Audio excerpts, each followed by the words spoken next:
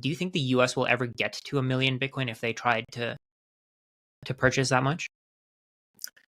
Yeah, that's definitely a question mark because once they start signaling that they're buying, Yeah. I think it's going to be very hard to reach that target. Right, just Yeah. hitting that target is difficult. I think Saylor was able to get to his target 1% and beyond because he started in a bear market. Right, he started when the price Yeah. was low. Now the price is at zero point 0.1.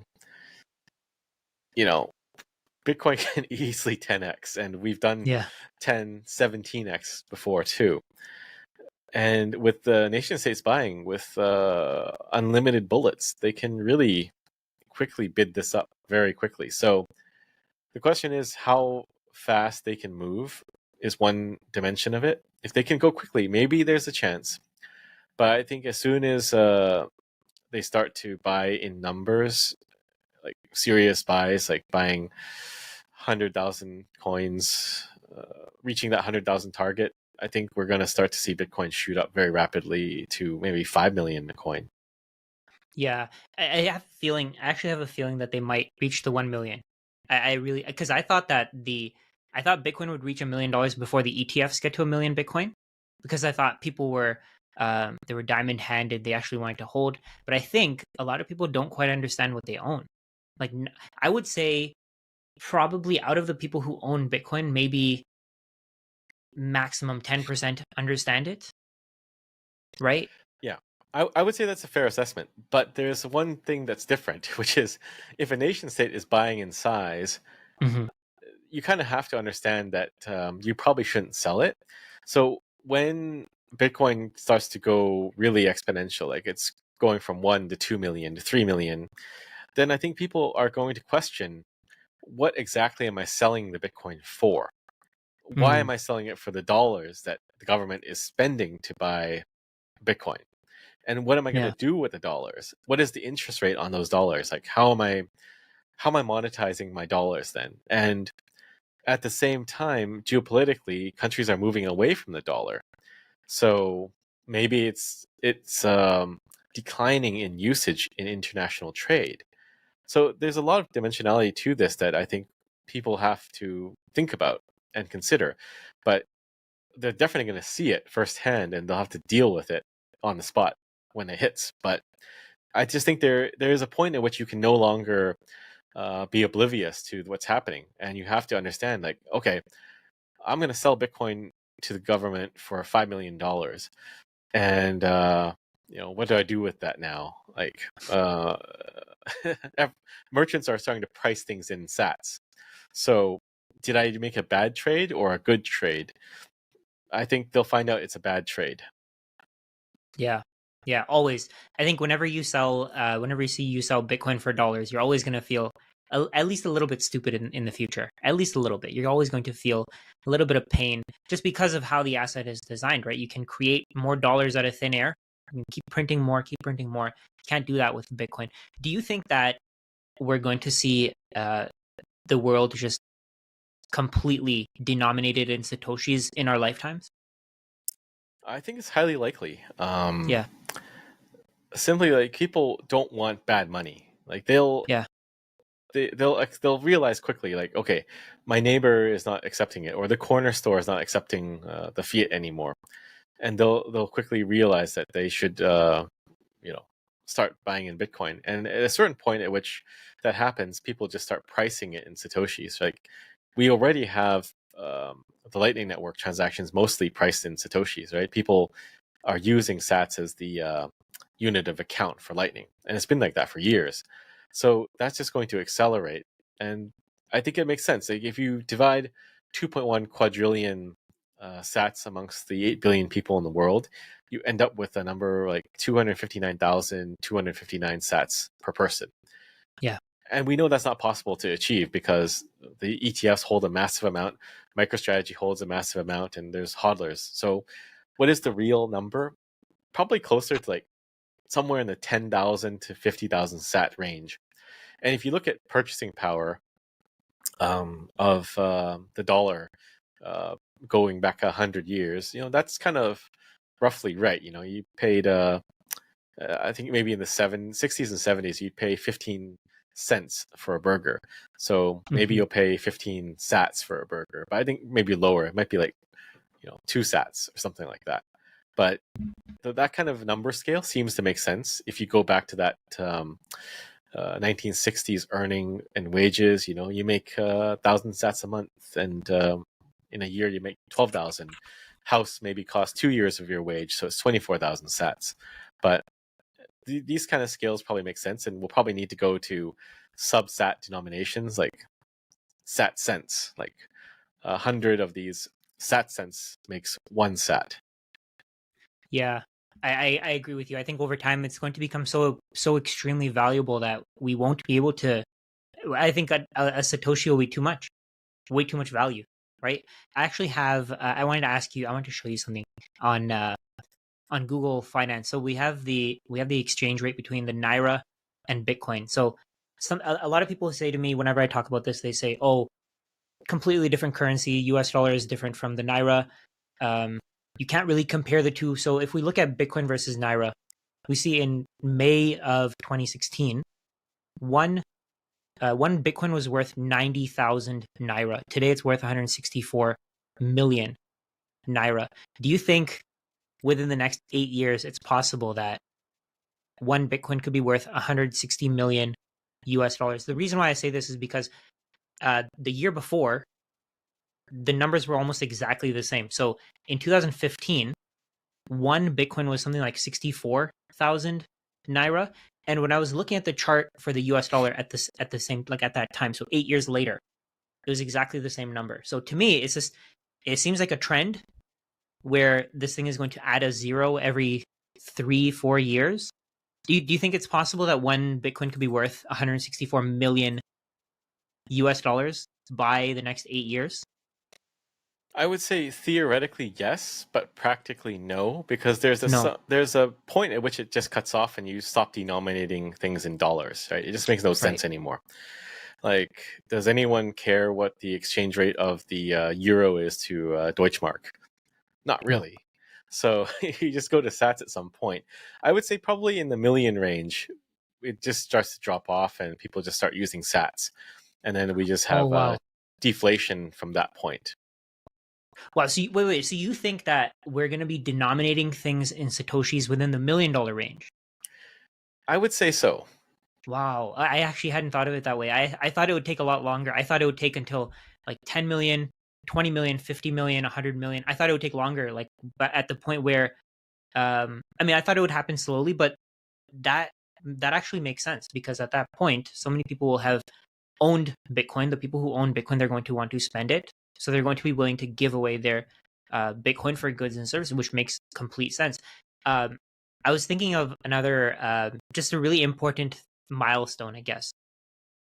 I think you're going to be able to buy a house for zero point 0.1 Bitcoin, 0.01 Bitcoin. Eventually, that'll keep dropping. What are your thoughts on that? Probably. There's a lot of repricing that has to be done. Yeah, So we'll see how it happens, but generally these things happen very quickly. The expectation I think of a lot of people, including Bitcoiners and some Bitcoin bulls, is that it's going to happen over like a 20, 30 year period. But if you look at the collapse of currencies, they happen very rapidly and yeah, it's typically very chaotic. So we'll see how it goes, but this is sort of why I think it's important that we do outreach and we try to get parallel systems into place where countries can have both currencies at the same time, Bitcoin and their native currency, and transition as gradually as possible. But I would say Max Payne theory dictates that it's going to happen very quickly and chaotically, and no yeah. one's ready for it except for you and me and a couple Yeah, it others. seems like it. And you with Jan 3 talk to a lot of different governments, a lot of different people. How's that going? Who are you talking to now? If you can disclose. Well, we prefer not to disclose until something Okay, is okay, decided to be made public, but we drop hints here and there that we're engaging with different groups. But I would say it's a mix. You have some that start to really understand it and they're trying to move quickly, and then you have some that just kind of say we're good, like we're doing really well and nothing needs to change. And you can't really force them to do anything, right? You can just lead them to the water, and you can't really force them to drink the water. But reality is a really good forcing function, so they'll all bend the knee when it's time to bend the knee. Yeah, completely. I think so too. I think eventually the game theory is just going to play out the way that we think it is. Over time, there's going to be no way for any country, any individual, any government to ignore this. Right? At a point, it's just too powerful. Too. It's the adoption is too far off, or too far into where it should be going, Hmm. that at a point nobody can change it anymore. Nobody can reverse what's already happening. Yeah. And I think the other thing too to realize is that this is all happening very quickly. I personally thought nation state adoption would happen, probably in a year or in 2 years' time, and nation state attacks on Bitcoin would not happen until maybe now. But everything's accelerating from the schedule I had. So my expectation now is that it's going to happen faster than I think it will. That's why I'm saying, the next year probably will hit 1 million. I thought maybe this year, but it's difficult to predict these things because Bitcoin is on this exponential growth curve. And when you're standing right in front of it, just imagine you're staring at this massive wave coming at you. You remember in Interstellar? You've seen Interstellar, right? I watched part of it. I didn't get to the You know the, ending of the, it. the water wave, right? And Yeah. initially they say, oh, it's mountains. And then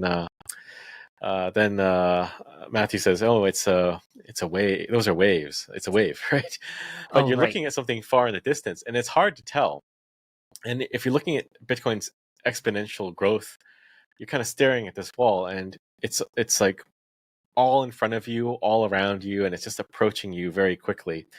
But you don't really have a sense of how far away it is.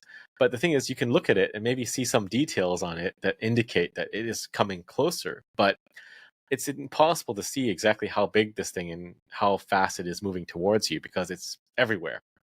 So that's how I view it. Like we're trying to figure out when uh, this wall is going to hit us, but you can only kind of rough out details on it to tell how close it is to you because it's so big. Yeah. What do you think is the biggest pushback that you get from leaders, from just the people at those biggest positions? What is the biggest pullback that you have to deal with all the time, or pushback that you have to deal with? What are people saying? Oh, this is why we don't want to buy it. This is why we don't want to. And how do you respond to them? I would say the pushbacks are really motivated by politics. Like there are some countries that, let's say, they're in Europe and they want to join the EU, then they're probably going to shy away from Bitcoin, even though they know it's a good thing and they might have it themselves. They have their own goals and agendas to pursue, and maybe Bitcoin doesn't fit into that agenda.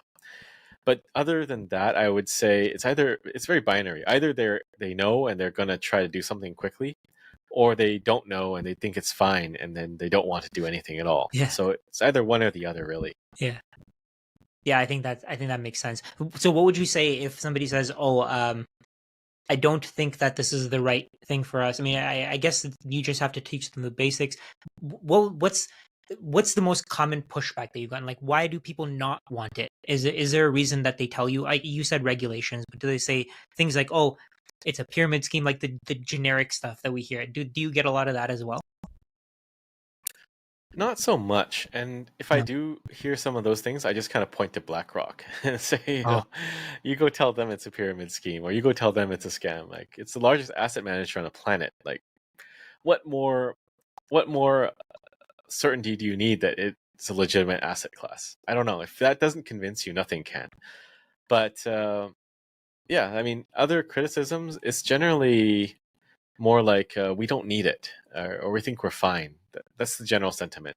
They just don't think it's one going to become money, and two they don't see any problems. Even though from the outside looking in, we can see problems in the country there, and they probably need Bitcoin. But you know, generally they think it's fine, and maybe that's a symptom of the disconnect of governments and the people. Right, like in Canada, we have a lot of societal problems. Which I think you're aware of, and economic problems. But I forgot when I saw some campaign from the Green Party, and they're saying we're going to fix the climate. And it's like, that's your top priority, really? Like, there's a drug, there's a major drug uh, endemic here, and people are ODing and just high out of their minds on the streets, and there's massive amount of crime, and you think that's number one, huh? Yeah, that's insane. What are your thoughts on Chrystia Freeland leaving? I think it's long overdue. The damage, can it be fixed? I don't know. Yeah, it's just I feel like Canada is in such a deep hole. It's very difficult to dig out of. And what is it? The half, I think 40% of the GDP is reliant on real estate, which is just insane, right? And the entire government's policy, the entire government's purpose is to basically protect homeowners, to avoid their feelings getting hurt. Oh, my house price fell, and it fell significantly. They don't want people to think that way, right? They don't want people to think, oh, housing is something that can fall apart. They don't want people to see that housing is a pyramid scheme. I think a lot of the focus was on that. A lot of the focus was on just keeping house prices up so that people are constantly confident in where the economy is going. Yeah, I think that's part of it, but there's a lot of knock-on effects from all the crime and just general deterioration of living conditions. Like, Yeah. people are not likely to buy property if they're going to get robbed in their homes. And Yeah. I don't think they figured that part out yet, but it all ties together. Like, the decline just makes everything decline even more. And I guess the negativity I have is, like, can this be fixed? Because, like, let's say the Conservatives come into power, Pierre is the next PM. He's got probably like 4 years to make some significant changes, and it's questionable if he will be able to affect policy and show results in that short of a time frame, other than going in on Bitcoin hardcore and Yeah. doing our own strategic Bitcoin reserve. But generally, people want some change. They elect a new government, and before the new government has time to fix something, they blame the problems caused by the previous government on the current one, not understanding that fixing things takes more time than breaking things. So then you bring in the other government that's been saying, "Yeah, we'll fix it," even though they're the ones that broke it, and then the cycle just repeats Yeah. as you kind of spiral downwards and get Yeah. worse and worse. So I like to have hope. And I think there is a chance that the Trump administration could fix things, but it takes very radical thinking, like disregarding the shitcoin. Let's say the Doge initiative in and of itself is to downsize government and cut spending. I think it's a good thing. Whether or not that will stimmy the debt growth and fill the hole is a separate issue. I don't think it will, but at least they'll be on a better track. And if they do switch over to Bitcoin, there is a chance that there's hope. If they don't do something significant in Bitcoin, I don't think there's much hope. And same for Canada. So the question is, how radical a set of changes can be implemented in a short time to turn things around? Because there needs to be radical intervention right now in a lot of fronts. So we'll see. It's difficult because nobody wants change, right? Everyone has their own interests. And doing something like Bitcoin is even harder because you're fighting against entrenched perceptions on Bitcoin and just general ignorance about the necessity of Bitcoin or even money.